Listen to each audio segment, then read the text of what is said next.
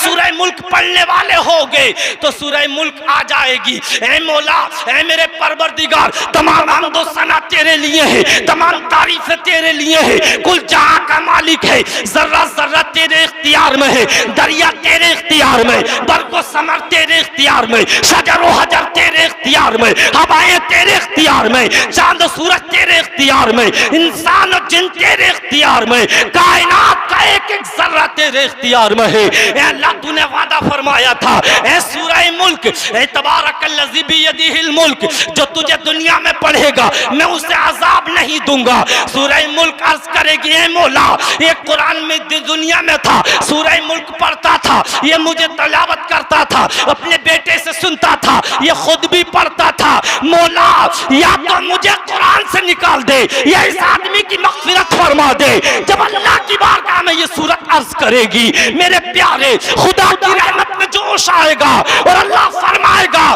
तू शफाअत कर, इस गुनाह की शफाअत को कबूल कर लिया जाएगा। मेरे प्यारे, पूरा कुरान तो बहुत बड़ी चीज है। पूरे कुरान को सुनने और सुनाने के लिए, उसकी फजीलत को बयान करने के लिए, उसकी अफजलियत को बयान करने के लिए रात खत्म हो सकती है, दिन खत्म हो सकता है, लेकिन कुरान की फजीलत को बयान नहीं किया जा सकता है। आओ जरा कुरान शुरू करने से पहले हम बिस्मिल्लाहिर्रहमानिर्रहीम पढ़ते हैं। आओ जरा आते हैं, अल्लाह के एक नबी एक कब्र के रास्ते से गुजरते हैं, एक नजर पड़ती है उनकी, एक कब्र पे नजर पड़ती है और कब्र के हाल को जान लेते हैं। अल्लाह अपने नबियों को वो इल्म अता फरमाता है, वो शान अता फरमाता है कि अल्लाह का नबी अगर आसमान की तरफ देखता है तो सातों आसमानों के ऊपर देख लेता है। अल्लाह का नबी अगर जमीन पर नजर डालता है तो जमीन के नीचे तक देखता है, जिसकी तर्जमानी इमाम इश्क व मोहब्बत, इल्म हिकमत के ताजदार,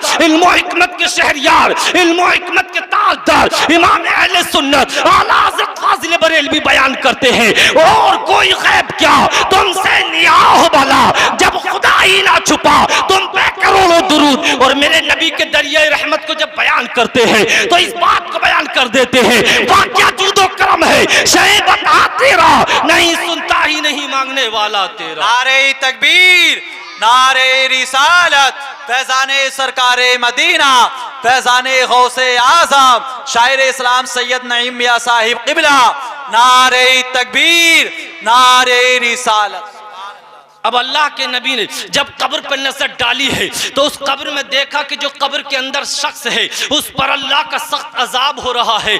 कब्र जहन्नम का गड़ा बन गई है, वो निकल जाते हैं, कुछ जमाने के बाद लौट कर आते हैं, वही कब्र जन्नत का बाग बनी हुई है। अल्लाह की बारगाह में अर्ज करते हैं, ऐ मौला, कुछ दिन पहले गया था तो इस कब्र पर तेरा भयानक अजाब हो रहा था, ये कब्र जहन्नम का गड़ा बनी हुई थी, लेकिन लौट कर आया हूँ तो ये कब्र जन्नत का बाग बनी हुई है, तेरी रहमतें उतर रही हैं, जन्नत का बाग बनी हुई है। मामला क्या है जरा मेरे मौला बता तो सही। अल्लाह की तरफ से गैबी आवाज आती है, ऐ मेरे नबी, बात यह है कि ये शख्स जब इंतकाल करा था तो इसके गुनाहों की वजह से ये अजाब में गिरफ्तार हो गया, लेकिन अपनी मौत से पहले अपनी शरीक हयात से कहकर आया था कि जो भी तू पेट से है, तेरे पेट से जो भी बच्चा पैदा हो तो उसको हाफिज कुरान बनाना, तो उसको कुरान की तालीम देना।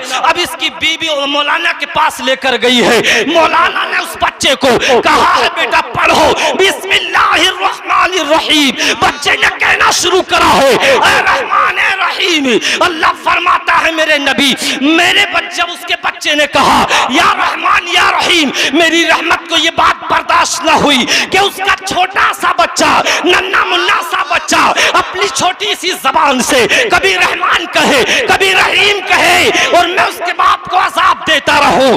उसके बच्चे की रहमान और रहीम पुकारने की वजह से मैंने उसके बाप की मग़फ़िरत फरमा दी है, मैंने उसके बाप की बख्शिश फरमा दी है। अब कहने की इजाजत मिले कि जब बच्चा बिस्मिल्लाह पढ़े तो उसके बाप की मग़फ़िरत हो जाती है। जिसका बच्चा कुरान पढ़ ले, जिसका बच्चा हाफिज़ कुरान बन ले तो उसका आलम क्या होगा जरा तो सही। जब मेरे प्यारे अपने बच्चों को सूरह मुल्क पढ़ना सिखाओ, अपने बच्चों को सूरह बकरा पढ़ना सिखाओ, जब कब्र कब्र में जाओगे, कुरान अगर तुमने सूरह मुल्क को पढ़ा होगा तो मेरे प्यारे तुम्हारे गुनाहों की वजह से अगर तुम पे अजाब होना शुरू हो जाए तो मेरे प्यारे समझ लेना कि अगर सूरह मुल्क पढ़ने वाले होगे तो सूरह मुल्क आ जाएगी। ऐ मौला, ऐ मेरे परवरदिगार, तमाम हम्द व सना तेरे लिए है, तमाम तारीफें तेरे लिए है। कुल जहां का मालिक है, जर्रा जर्रा तेरे इख्तियार में है, दरिया तेरे इख्तियार में, बरको समर तेरे इख्तियार में, शजर व हजर तेरे इख्तियार में,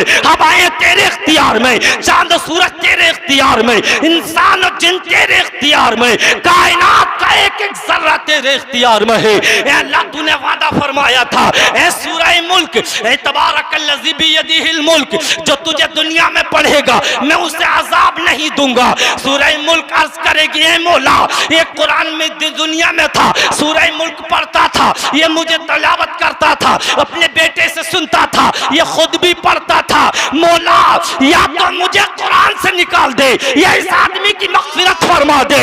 जब अल्लाह की बारगाह में ये सूरत अर्ज करेगी, मेरे प्यारे, खुदा की रहमत में जोश आएगा और अल्लाह फरमाएगा तू शफाअत कर, इस गुनाह की शफाअत को कबूल कर लिया जाएगा। नारे तकबीर, नारे रिसालत, फैज़ाने सरकारे मदीना, फैज़ाने गौसे आज़म, जश्ने दस्तार बंदी हजरत अल्लामा मुफ्ती निजामुद्दीन साहिब क़िबला। नारे तकबीर, नारे रिसालत। अब मेरे प्यारे तवज्जो करो, अपने बच्चों को हाफिज कुरान बनाने का इरादा करो। बनाने वाला अल्लाह पाक है, इंसान के बस की बात नहीं है कि इतनी बड़ी किताब को अपने सीने में उतार ले। ये मेरे नबी का मौजज़ा है। दुनिया में कोई किताब ऐसी नहीं है कि जिसके हाफिज कुरान हो। हर धर्म की एक किताब होती है, वो उस पर अपना ईमान रखते हैं, अपना दीन रखते हैं, उसी के अनुसार चलने की कोशिश करते हैं। लेकिन कुर्बान जाओ, ये कुरान वाहिद दुनिया में एक ऐसी किताब है जिसको बूढ़ा मुसलमान नहीं, 50 साल का मुसलमान नहीं, बल्कि 4 साल, 8 साल, 10 साल, 15 साल का बच्चा अपने दिल में उतार लेता है और मुसल्ले पे खड़े होकर, हाफिजों के आगे खड़े होकर अल्लाह के नाम को बुलंद फरमाता है, अल्लाह के नाम को बुलंद फरमाता है। अल्लाह पूरी बस्ती के नाम को बुलंद फरमा देता है। अब जरा तवज्जो करो, बहुत जल्दी से मैं आगे बढ़ता चला जा रहा हूँ। मेरे प्यारे, एक बहुत बड़े आलिम दीन है, एक ख्वाब देखते हैं और ख्वाब ये देखते हैं कि वो कब्रिस्तान में जाते हैं। क्या देखते हैं कि सारे लोग कुछ बटोर रहे हैं, कुछ अपने आगे इकट्ठा कर रहे हैं। अल्लाह अकबर। ये आलिम दीन देखते हैं कि एक आदमी है जो हाथ बांधे हुए बैठा है, वो कुछ इकट्ठा नहीं कर रहा है। इन्हें बड़ी हैरत हुई कि सारे लोग तो इकट्ठा कर रहे हैं, लेकिन ये क्यों इकट्ठा नहीं करता, क्या बात है। उसी के पास पहुंचते, कहा क्या बात है, सारे लोग इकट्ठा कर रहे हैं, तुम कुछ इकट्ठा नहीं कर रहे हो। कहा सारे लोग जो मुसलमान इसाले सवाब करते हैं, मस्जिदों में कुरान पढ़ते हैं, 10वां और तीजा करते हैं, 40वां करते हैं, वो जो इसाले सवाब करते हैं वो सब इसाले सवाब बढ़ता है तो सब इकट्ठा कर रहे हैं, सबको उसकी जरूरत है। तो कहा तुम क्यों इकट्ठा नहीं कर रहे हो। कहा मेरा बेटा हाफिज कुरान है, सुबह से शाम तक कुरान की तिलावत करता रहता है, मुझे अल्लाह उसकी तिलावत की बरकत से इतना सवाब अता फरमाता है कि मुझे किसी दूसरे की जरूरत नहीं है। अल्लाह अकबर कहते हैं। कहा अच्छा तुम्हारा बेटा कहाँ रहता है। बताया कि फला बाजार में मेरा बेटा हलवा बेचता है और हलवा बेचते ही बेचते मेरा बेटा कुरान की तिलावत करता रहता है। ए मुसलमानों, जरा ज़हनों को करीब करो, अपने दिलों में बात को उतारो, हाफिज कुरान की अहमियत और असमत को अपने दिल में उतारो। मेरे प्यारे बेदार होते हैं, सुबह उसी बस्ती की बाजार में पहुंचते हैं, देखते हैं कि एक नौजवान है जो हलवा बेच रहा है और उसके होठ चल रहे हैं। उस कान लगाकर सुना, क्या पढ़ रहा है। पढ़ रहा है अल्हम्दुलिल्लाहि रब्बिल आलमीन अर्रहमानिर रहीम मालिकी यौमिद्दीन इय्याका नअबुदु व इय्याका नस्तईन। कभी सूरह बकर पढ़ता है, कभी सूरह निसा पढ़ता है, कभी सूरह माइदा पढ़ता है, कभी सूरह यासीन पढ़ता है, कभी सूरह मुज़म्मिल पढ़ता है, कभी कुरान का कोई सा पारा, कभी कुरान का कोई सा पारा। ये समझ गए बात तो ठीक है। चंद दिन गुजरते हैं, फिर एक ख्वाब देखते हैं और उसी कब्रिस्तान में पहुंचते हैं। अब की बार तो अलग मंजर है, अब की बार तो अलग बात है बिल्कुल। अब की बार तो तो वो शख्स भी जो पहले इकट्ठा नहीं कर रहे थे, अब की बार तो वो भी इकट्ठा कर रहे हैं, सबकी तरह ये भी बटोर रहे हैं। कहा मियाँ क्या हुआ, पहले तो तुम कह रहे थे मेरा बेटा हाफिज कुरान है, अब क्या हुआ? बड़े अफसोस से कहा कि अब मेरे बेटे हाफिज कुरान का इंतकाल हो गया है। अल्लाह अकबर, अब मेरे लिए कुरान कोई नहीं पढ़ता, इसलिए बट्टा बट्टा जो इसाले सवाब है मैं उसी को इकट्ठा कर रहा हूँ। सुबह बेदार होते हैं, उसी बस्ती में पहुंचते हैं और पहुंचने के बाद पूछते हैं वो हाफिज कुरान जो हलवा बेचते बेचते कुरान की तिलावत करता था वो कहाँ चला गया है? लोगों ने बताया कि कल उसका इंतकाल हो गया है।